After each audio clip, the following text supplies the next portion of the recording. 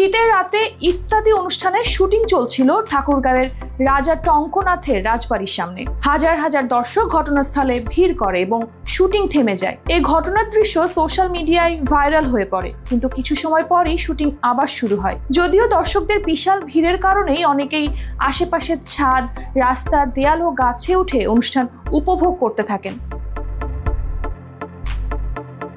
এমন ঘটনার কথাই জানিয়ে নির্মাতা হানিফ সংকেত জানান, সন্ধ্যা 6:30টার সময় শুটিং শুরু হয়, কিন্তু কিছুক্ষণ পরই অতিরিক্ত দর্শকদের কারণে বিশৃঙ্খলা সৃষ্টি হয়, যার ফলে প্রায় 1 থেকে 1.5 ঘন্টা শুটিং বন্ধ রাখতে হয়েছিল।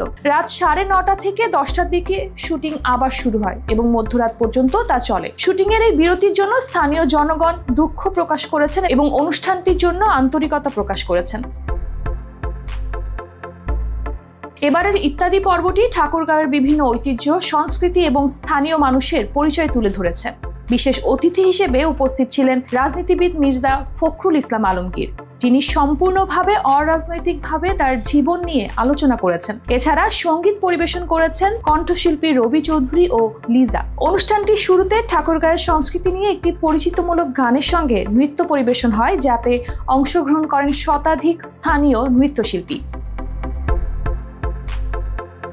ইত্যাদি পর্বে বেশ কিছু নাট্যাংশ রয়েছে, যেখানে সমসাময়িক সামাজিক অসঙ্গতি এবং সমাজ সংস্কারের উপর আলোকপাত করা হয়েছে। নাটকগুলোতে অংশ নিয়েছেন দেশের নামকরা শিল্পীরা এবং ঠাকুরগাঁওয়ের মঞ্চে দেখা গেছে নাতিকে, তবে নানির উপস্থিতি ছিল না। এবারের শুটিংটি শুক্রবার রাত 8টার পর বাংলাদেশ টেলিভিশনে প্রচারিত হবে।